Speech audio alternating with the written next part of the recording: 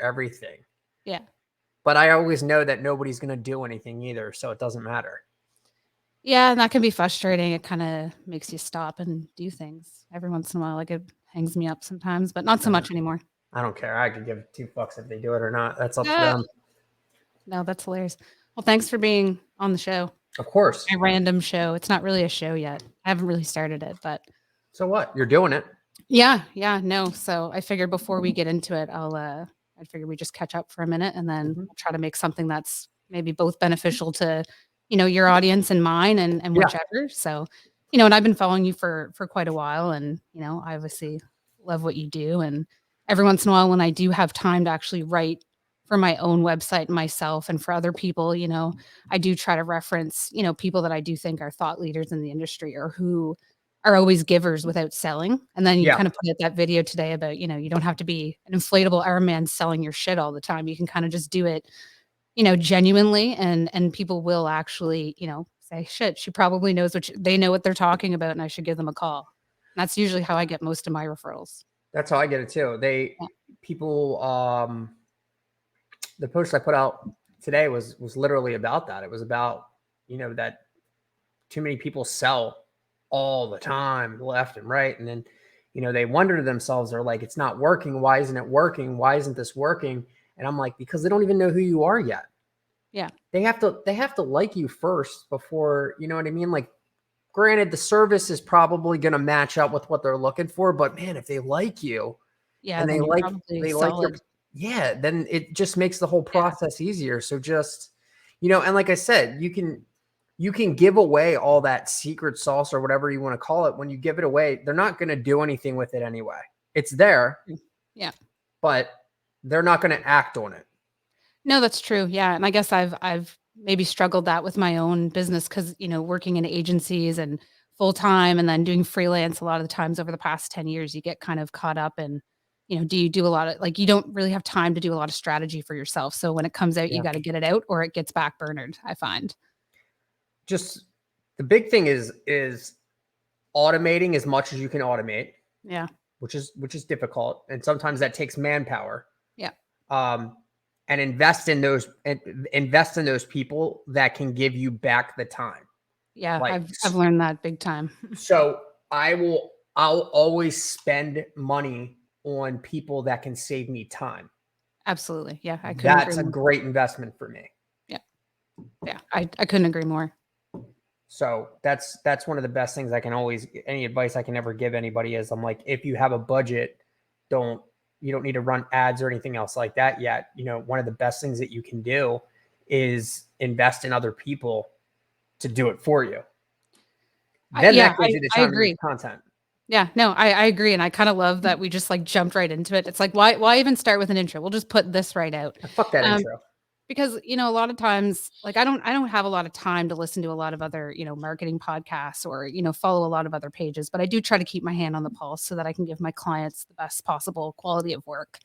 But one of the reasons, that you caught my eye, and this was years ago, probably 2018, maybe even earlier, is when you talked about walkthrough rates and how you Mhm. could measure that through social media. And a lot Mhm. of the, restaurants and small businesses in my city here in New Brunswick were maybe 100,000 people. We're very small. Everything is very, local and we really try to hop on and really support folks. And this was pre-pandemic. And what I found was everybody really wants to spend money on what they think that they need and not Mhm. really on the people, like you said, that can actually give them back the time to do what they do. And that can be working in a restaurant, being a great artist, being a marketing consultant, a great podcaster, a fitness coach, whatever it is.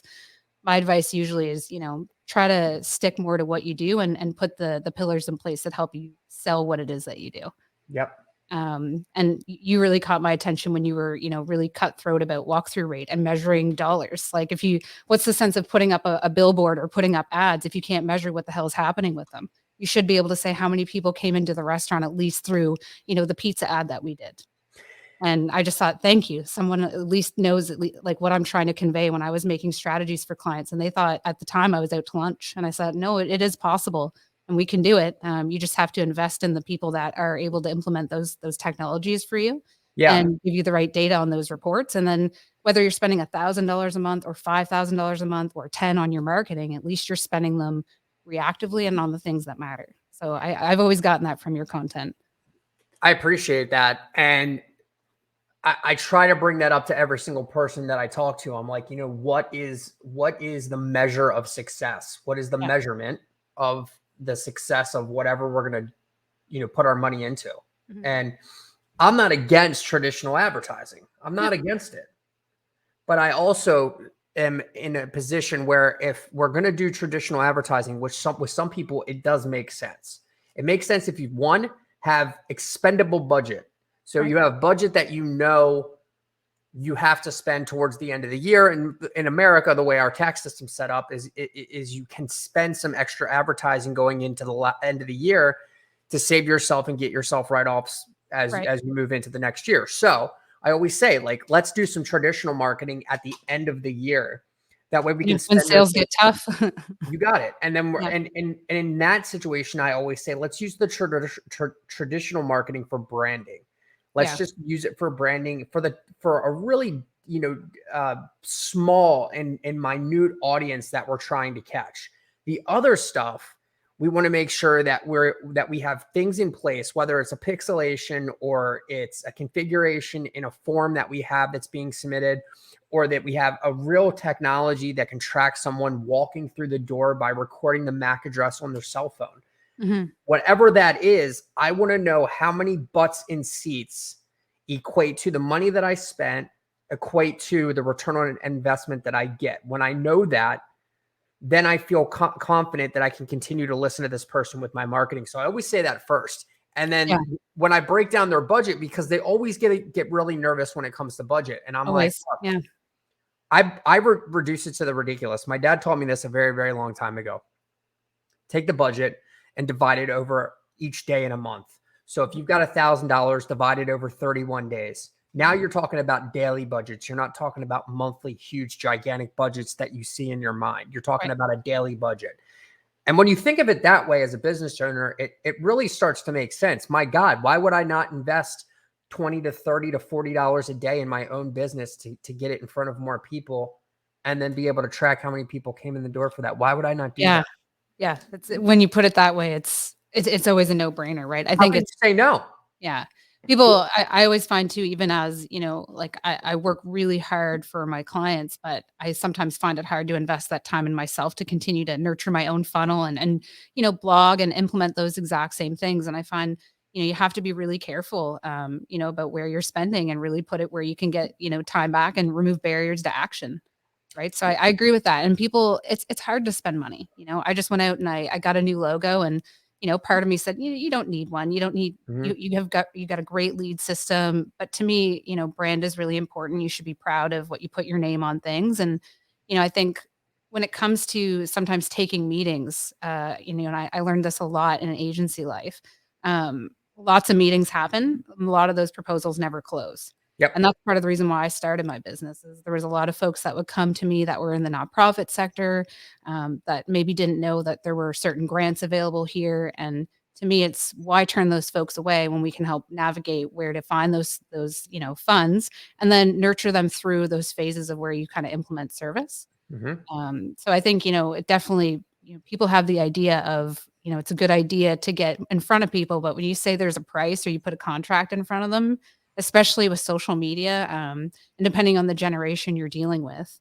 And, I'll just add it too. It's also harder because every week you're now having to let your clients know that these platforms are changing their functionality.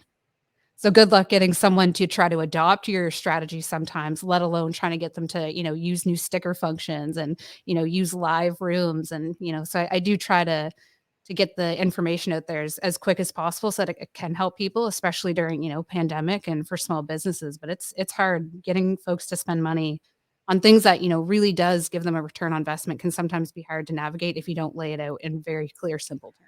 So and so here's the deal. You got to find solutions that are, again, going to automate and speed the process up. Yeah. So my opinion would be this: instead of you writing a blog, sitting down, writing a blog, creating the podcast, which you're doing, which this will help create video content for you that you can cut up and utilize across different platforms. I mean, I'm recording this.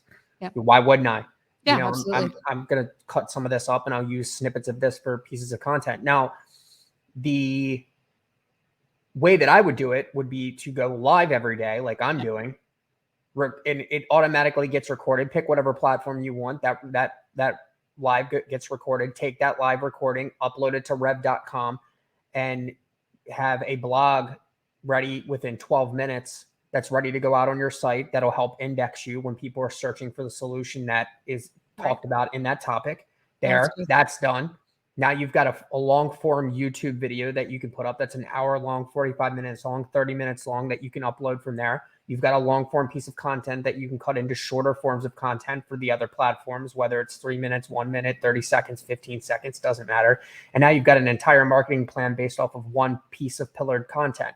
That is how it's done. And that can all be done in a matter of 45 minutes. You could do that, and your clients could do that. Sometimes it's just about finding the right solutions. That's the way that I would do it if you were in a situation where you're trying to keep the strategy somewhat steady across the board. And that's the big problem. Like you just said, things change quickly. Yeah. I started doing videos where I started contradicting myself, where I was like, I was wrong. You can have the TikTok watermark on your Instagram Reels. How do I know this? Because I tested it myself, and it's complete bullshit. Yeah. So contradicting myself. Don't worry about the watermark anymore. Go make videos. Go make videos. Yeah. Yeah, no, I agree with you. Yeah. And I'll definitely, I'm looking now because one of the reasons why I started my own business years ago, or why I started podcasting, was just to try to help other people, try to bridge some of the information and make it easier for people to understand how to spend money to really make an impact, one on the community and one within their business. I've worked at a lot of startups, and I understand the cycle can come, is usually, ends up not, moving forward or being acquired. And to me, it really comes down to sales and marketing. And are they best friends? Do they talk? Are they able to communicate? What does one another need? And if there's not like at least a synchronicity across it, you're screwed. And, I still work with, lots of different clients that use different solutions, and some of them will adopt them. Some of them won't. And I find the funniest thing about, marketing in general is that, and I don't know, maybe you deal with this too, like in the States, or just, in your experience, but clients are really, at least 50% of them are really, really good to spend money on things that they really think that they need, but they will be very hesitant to spend a third of that budget on something that they don't know anything about, that they've hired you as an expert to then implement. And sometimes that can be really hard, when you get busy, because you just want them to adopt those, best practices and help make a better monthly revenue, because they're most of the time when people call me, it's because they have a problem. Yeah, absolutely. And I think that's the same situation. We get contacted because, again, they're looking for a solution to a problem, and they see that maybe we have figured that out with either another client or ourselves, and they want that same solution implemented on their side. I would equate that to working out. If you've done the same core workout over the last 5 years and you've got a 6-pack, but it's not a real 6-pack, it's just almost there, but it's good enough to pass for a 6-pack. And then you hire a trainer and he wants you to do a few different moves that are a little bit more difficult and complex, but the results which he's shown you from other people are way better than what you currently have. And his guarantee is this could work for you if you implemented it in the same amount of time, in the same way that I'm telling you to do it right now. Right. The minute that it starts to get difficult for you, which is usually when it's the best part, when it's starting to work your core the best, the minute it starts to get difficult to you, you immediately roll back to the original way that you did things, and most likely will fire your trainer because you felt exactly. You just feel it's easier to stick to what's been working. The problem with that is that you cut yourself short with an expectation that it was going to happen in a certain period of time. Whether or not that trainer said it or not, it doesn't really matter. The expectation was set incorrectly in the beginning, and your own ego gets in the way of you expanding the audience of who you're trying to reach. So when I talk to a car dealer, or I talk to a restaurant owner, and they're like, well, we've been on the radio for 10 years. We do radio commercials on 10 years. And I'm like, on what station? And they might say 97.9. And I'm like, why did you pick that station?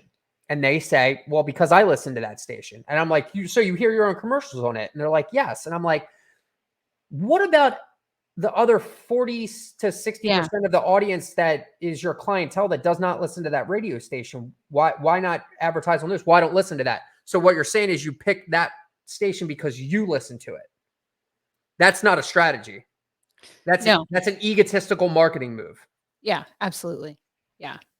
And, So I think it's important for, business owners to be, very conscious of that and to kind of build personas based on knowing those things about themselves, how they shop and how, their maybe 2 or 3 top customers would shop and yeah, understand the things that, piss them off, that they like, that they might want to consume. Cause that's the biggest thing I think for me when I create content, when I, have the time with folks is I just want to create things that busy people have a few minutes to tune into and that it will help them, that they'll go create something, like yeah, your kind of content that you've made. And I do find I do a lot of it through, email, through Messenger, DMs, and it's just quick one-offs. And yeah. a lot of work gets done that way. But the adoption of those services, I think, especially with Instagram Reels and TikTok and everything throughout the pandemic, has been huge for some businesses. But Sure. the big question I get all the time is, what makes something go viral versus not?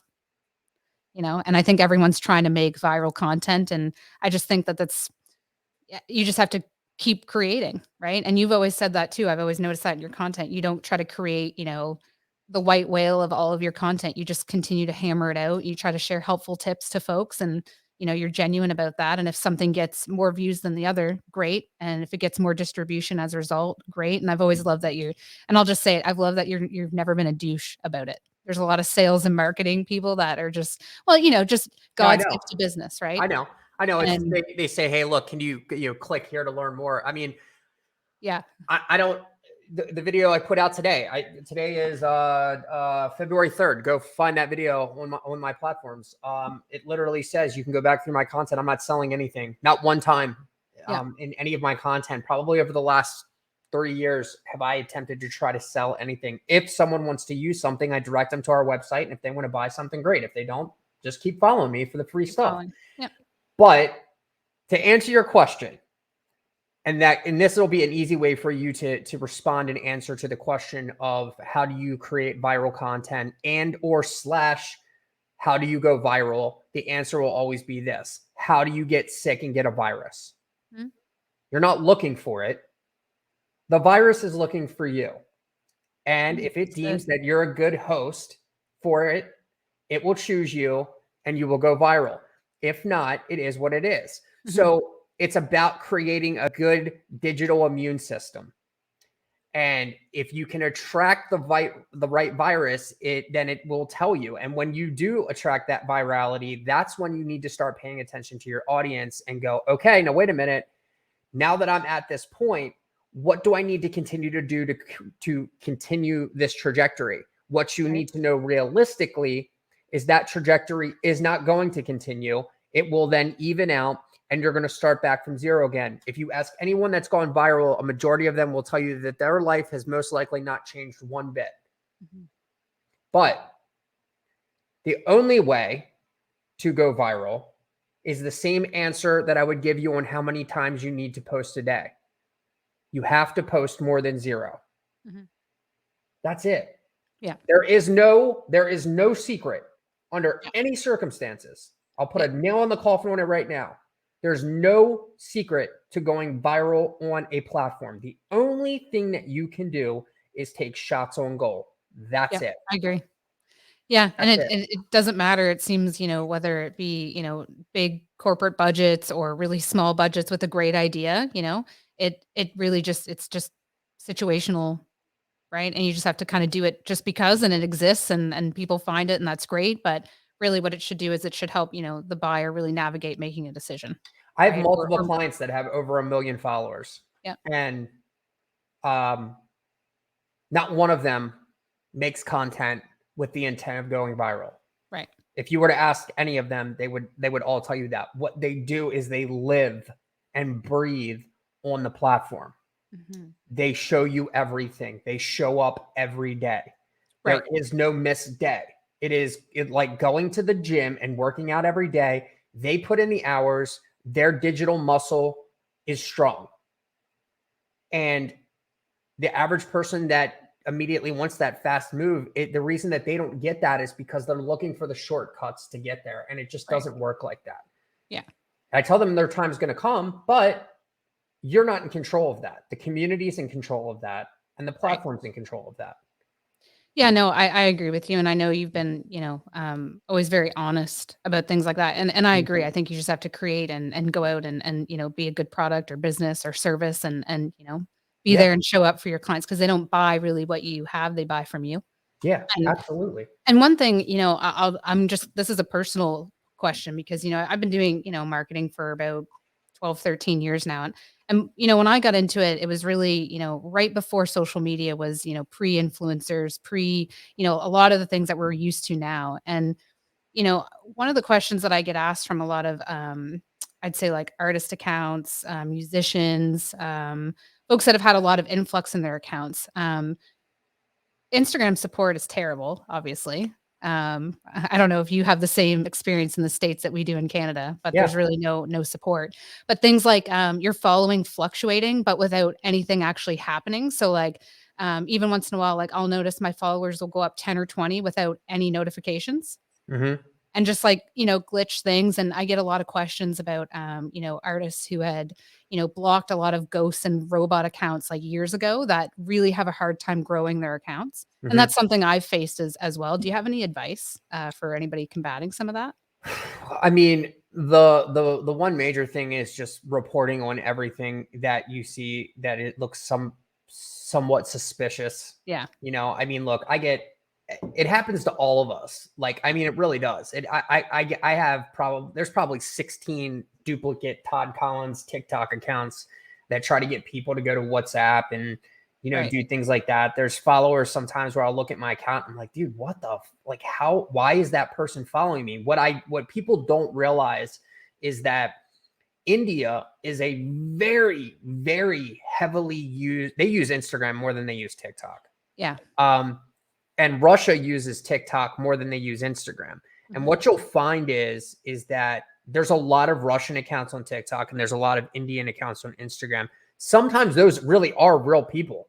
Right. The Yeah. problem, the situation is that we show up on their explore pages way Mhm. more and their FYPs way more than they show up on ours. Right. And that being the case, there is sometimes where you're going to get a fluctuation, a stall, and then a fluctuation, and then a stall, and you're just kind of like, I don't understand, why this is happening. The only thing you can do is report to the best of your ability, Mhm. and not so much on Instagram, but more on TikTok. There's an email that you can use where it's communitymanager@tiktok.com. That's a great resource to be able to get in touch with a real person at the Awesome. platform Yeah. that can I'll help. include that. Yeah, absolutely. So like I was on live for the first time I ever went live and, I dabbed it Yeah. and I didn't know Right. that you couldn't do that. I should have known, but I did the typical guy thing where I just opened the Yeah. box and started playing with the toy and didn't read the directions. And that's what all guys do. That's why one of the other reasons why we can't manage anything correctly. But anyway, we'll stay on topic here. Yeah. No, but I know what you mean. Yeah, Yeah. absolutely. I mean, that's why I work for a woman-owned company because I'm Mhm. an awful CEO. I can't do it. I have no ability in that area. It's just awful. The amount of access that they give you and help that they give you on that platform is actually very spectacular. And it's why they're so successful. I went live, I dabbed it, didn't read the terms and conditions. They banned me for a week. I reached out utilizing that community manager email. They hit me back and they said, "Hey, Todd, we really appreciate it. You just can't do this on here. If you want to review the terms and conditions, you can do that. We're going to go ahead and turn that back on for you and That's pretty sweet. remove the ban because it wasn't anything like really, really Yeah. bad. Yeah. Yeah. But they were like, this is your warning, basically. This is your Yeah. first offense. This was to get your Yeah. attention and say, hey, we have the ability to do this. To do it. Yeah. If Yeah. I wouldn't have done that, I would have stayed banned for a week and would have never gotten a result. So sometimes it's good to use that Right. tool. Yeah, no, I think you're right, and sometimes it's just about finding those white whale emails is what I call them. Oh, 100%. As far Right? as Instagram goes, it's Yeah. You know, Yeah, it's and I told you when we first started the, the show or whatever, this is, the Kate time, that, one of the things that I find as a marketing consultant is it's hard sometimes to nurture your own business and your own brand when you're busy as hell with all of your billable time helping yep. other people. And when you have, a good referral system and a good, you kind of understand what your project scopes are and what you can do, what else you can take on, what you can automate, do you go out and start not necessarily flailing your arms and selling, but when you go out and blog or if you're doing things, I know for me, and maybe a lot of the folks that are potentially listening, like other marketing consultants, it's, does it look funny when you're out there, trying to say, hey, I'm a marketing consultant, but like I don't really need the work. Or, like when do you create, the Canva templates and things like that? I get that quite a bit. And honestly, that's part of the reason why I only have one account. It's just like Mhm. a lot of times I'll just share marketing tips here and there. There's specific channels for certain things and that's why, but I'm not going to go and create another marketing account where I, create graphics with my face and whatnot. Like No. I've kind of done that before and it just takes my time off the goalpost. So and I kind of find you're in the same realm. It's not like you have like 4 or 5 separate Todd Collins channels where you have No. like graphics or videos or your family or, like you just in my terms, you just keep it real with people. And that's part of the reason why I was really, excited to meet you, whether, online or virtual, because I do think like we share a lot of the same philosophy when we're just getting out and Mhm. talking to people. And I think people would probably agree they find us edgy and very passionate and, not the same kind of blue collar folks that come in when they're speaking to them. Yes. Like we shake shit up a little bit. Yep. And that's part of the reason why I get hired is a lot of the typical, agencies and, higher level consultants that have been around for 20, 30 years, they don't understand the scope of projects anymore, Mhm. and even now in the last 5 to 10 years, social media strategies and, proposals would go out, but 10 posts a month is a lot different than what it was 10 years ago, right? Yeah, And now 10 posts a month is now 50 posts a month on 5 different platforms. Yeah, I mean, there's a lot more that goes into it, right? I mean, it's not what it really there's a lot more places that a business needs to be nowadays Yeah. than just the typical Facebook and Instagram kind of thing. Yeah. And if you talk to a majority of those businesses, they're not even there. They never even put themselves in a position like, oh, I don't know how many times I've asked somebody where I'm like, does the business have a Twitter account? And they're like, no. And I'm like, why? Mhm. And then we're like, well, we just don't see any value in Twitter. And I'm like, why? And Mhm. they're like, we don't know. And I'm like, that's an awful answer. That's a bad answer for that's a really good answer for a bad strategy. Yeah, I agree And with and you. and that's where I always find that there's massive gaps. There's Yeah. always an issue when these people try to have built something. There have been 17 hands that have touched it. Everyone thought their idea was better and it Mhm. never worked. And it was one Yeah. because maybe some of those ideas were really good. That person just didn't have the amount of time that they needed for it to really, Right, really yeah, do I agree. well. Yeah. And so that's where I'll always 100% every single time, no fear of being hired or fired. I will always say up front, this is a commitment and a long-term process. Don't even bother signing on the dotted line if you're not even going to give this a year. Mhm. I don't need the money. Mhm. And that puts you in control and setting the expectation up front. Right. So if there's ever any pushback, 3, 4, 6, 9 months down the road, let's revert back to the first meeting that we had. The expectation is slow, build a base, move slowly throughout the Mhm. year, and then Mhm. let's look back and compare it to the beginning of the year to the end of the year, and let's see where we are. And then you can make that defining difference and decision. Am I the person for you or am I not? But a year is the limit. That's it. And I don't even put them in a contract, Kate. I Right. don't even put them in a contract. Yeah, I'll be honest, I don't usually either, because Yeah. I'm very confident and that sounds douchey. I'm confident in the results that I'm able to create if I understand what the objectives are and I know how to get to the outcomes. And I don't wanna bullshit anyone, and I'll be reactive on things if it's not working, right? I won't wait a whole month to tweak an ad or to tweak something that isn't just, Yeah. working. Yeah. But, I do find it's the typical RFPs and things that go out that are year-long contracts and retainer projects, but especially after the pandemic, when people are looking for a solution, it's because they have a problem right now. Like when they're Yeah. getting divorced, they don't go to just like to get a lawyer to chit chat, right? Like there's a problem. Same with going to the bank, same with, going to get their nails done. It's not to talk about cool nail art. They want to get their nails done. So whatever the case is, I think same with marketing. Although it's of course we need to do it slow and gradual and set a good expectation, but clients can really, be very feisty and in a scarcity mindset, especially when they're then hiring someone outside of the company. So I really do try to make myself part of the team. And you were right at the first part of the show. It's important to, bring on a nice little set of talent that can help kind of automate some of those processes, have good software in place so that Yep. you have time to really think about those new technologies, new ideas, new functions on those platforms that can help your clients, right? And that's kind of what I'm trying to do in 2022 is just, really keep things simple, strip it down a little bit, really just focus on what works, really push my clients for video content, get their customers to get to know them a little bit more. Um, and I'm going to use a local example, and I'm not sure how many local folks will maybe watch this, but big pizza chains versus local pizza chains. Yeah. Most people will always buy from the corporate pizza chains, right? Cheap deals, whichever. But they'll go out to dinner on anniversaries and their birthdays with their family to the local places. Yeah.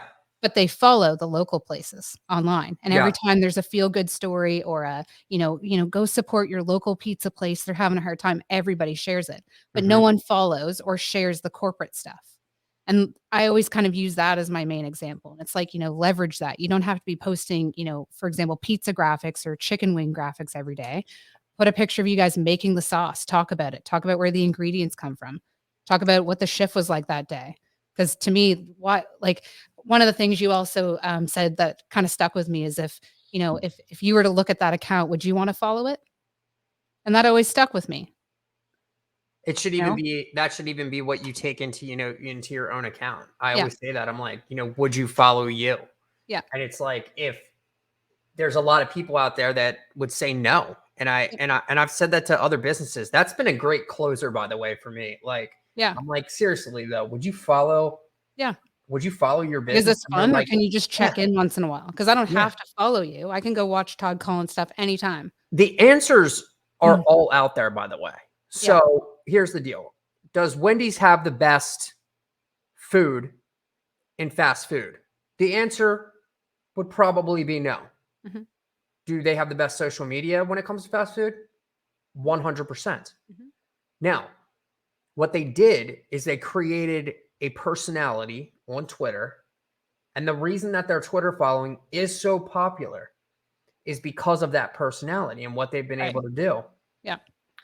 If you look at their TV commercials, or if you look at their traditional advertising, or if you look at their Facebook and Instagram advertising, you won't see the same personality there that you see on TikTok. Because what they did, or whoever internally did, or whatever agency they used, realized and understands each platform and the voice that can be used on each of those platforms. I've Very said it powerful. before. It's a TV show and it's an entertainment avenue. That's why those social media platforms are there. It is not for you to tell us every single day that every Tuesday is Taco Tuesday. I don't give a fuck about Taco Tuesday. Thank What I you. would like to see is someone making the taco, or one of your customers crunching into it and finding a gift card in the middle of it. Those types of Yeah. things would excite me. Relatable and shareable content should be top of mind Yep. when you're getting ready to make content. Is it relatable? Is it shareable? That's it. Other than that, Yeah. don't have an expectation of success for the post.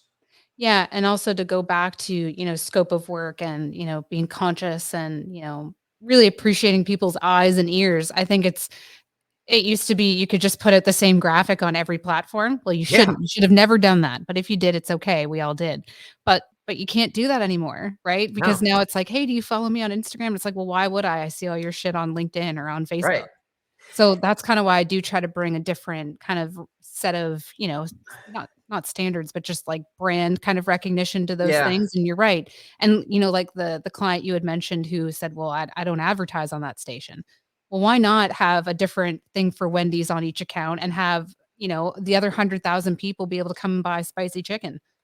Like, are Right. you that not hurting for money that it would, Yeah. hurt the bottom line that much? And so that's a perfect example, and I think it is gonna be really helpful for, small businesses, artists, musicians, folks who are really trying to use their money to, like, the really best efficient way, especially right now.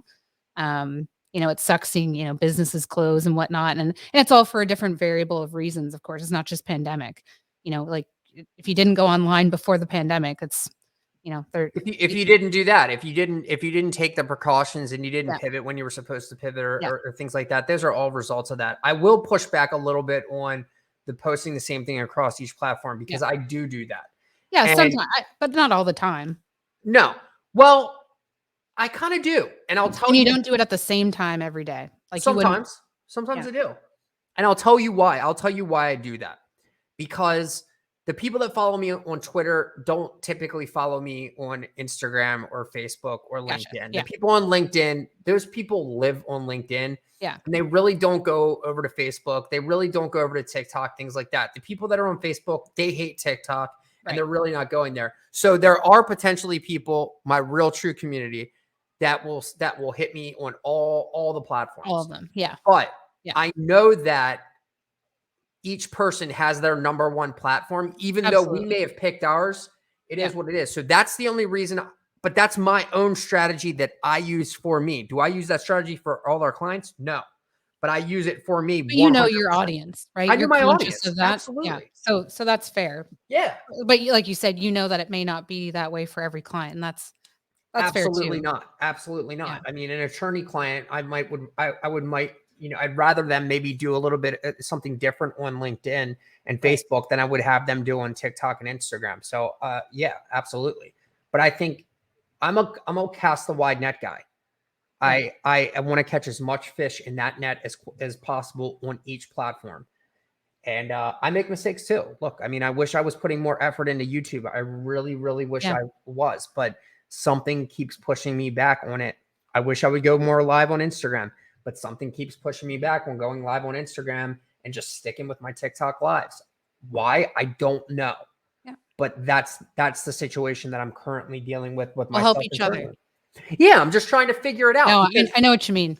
I think everybody in the creative, space that's looking to help people and share information as they come into it struggles with that sometimes. And some days, on a time where I'm not supposed to be working, I can hammer things out and make yep. videos and edit like it's no one's business. And then Mhm.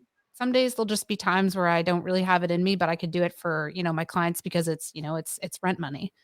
And Yeah, I so, mean, I have 384 pictures in here right now that I have to edit, and I've looked at those pictures from the time that I've gotten up yeah, till now, yeah. and I still have not touched them. Yeah, and some Why days you why probably is look that? right through them. Yeah, I Yeah. know. And I So think, it's cliche to say, but everything does happen for a reason. So, whether it's the YouTube strategy or, my Instagram revamp or whatever it is, folks, I think it's everything does happen for a reason. And it's, you know, something else I've always noticed too about you is that you don't half-ass your content. yeah. And, you could let it sit and back burner it forever and think it's a great idea and not share it. And then you wouldn't be helping folks and you wouldn't be nurturing your own business or your sales funnel. So I've always tried to do that and encourage my clients to do that as well. And I hope that's the biggest takeaway if anyone, is listening to it. Because I've definitely enjoyed like chatting with you, and I'm probably gonna message you and book some consultations with you personally, just because, I love talking to other folks who kind of are on the same like wavelength about it and just Mhm. don't want to talk the same kind of talk about it and just want to help each other. You know what I mean? Just to And hear you everyone say a has information just that to hear each you other say a doesn't have. boot, just hearing you say a boot a lot Oh my God, that's so is funny. is like one of my favorite things. You and I connected right away. Yeah. I mean, that was one of those things where it's like sometimes it's almost like if you walked into a bar and you saw somebody and you like see him and you're like, oh, I'd fucking be friends with that person. You can Yeah. just look at him and just be Yeah. like, I'd be homies with that person.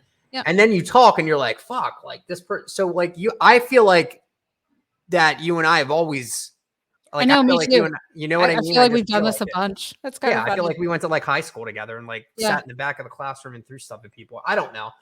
But we agree on a lot of the same things. And it's one of the things that's always driven me to you is your creativity.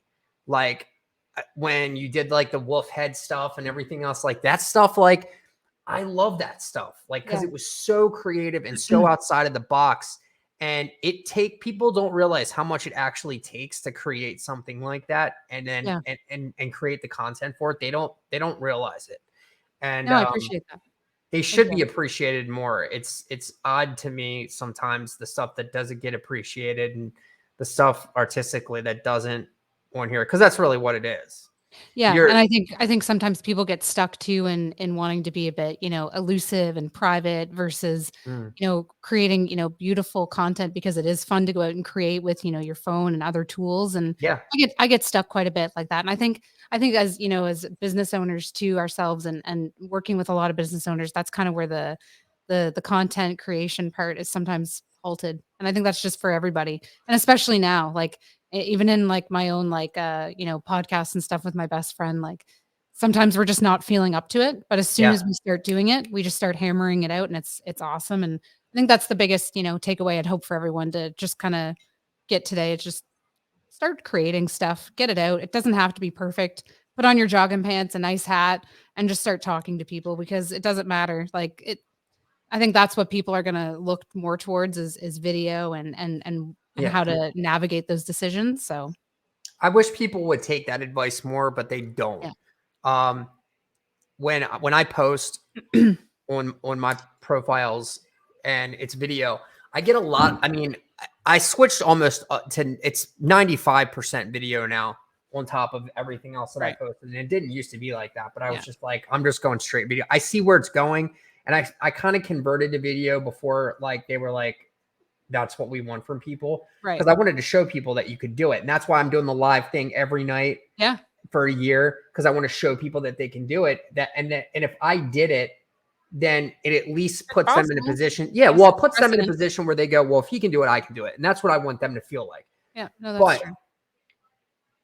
a lot of the times what irritates me, maybe it irritates me a little bit, but basically the situation comes down to in the comments section, they'll be like, how did you get your edit to look like that? What camera are you using? What Mhm. mic are you using? What is this? What light did you use for that? All this other kind of stuff. Right. And I'm sitting there thinking to myself, I'm like, they didn't even watch the content.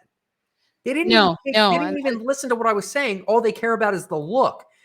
And Yeah. that put me in a position where I was like, all right, well then if that's the case, then I'm going to share that too. But As they're well. not, Yeah.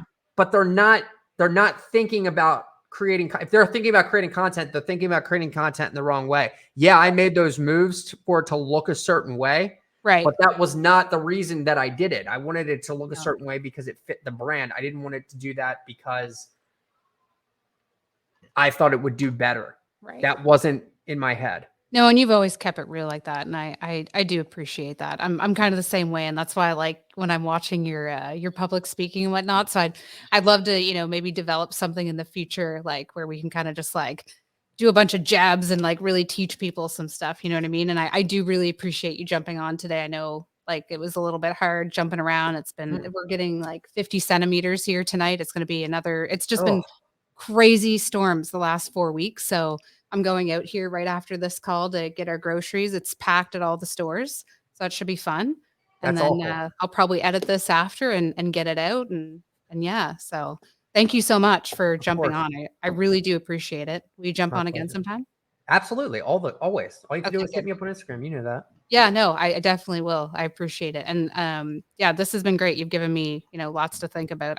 I knew that would happen. That usually happens when I'm around other people too, is it starts making them think, right? So Yep. I'll hit you up and we'll do a part 2 maybe in a week or 2. All right, Kate. Hey, I love you. Thanks so much. All right, you too, man. Have a good day. See ya.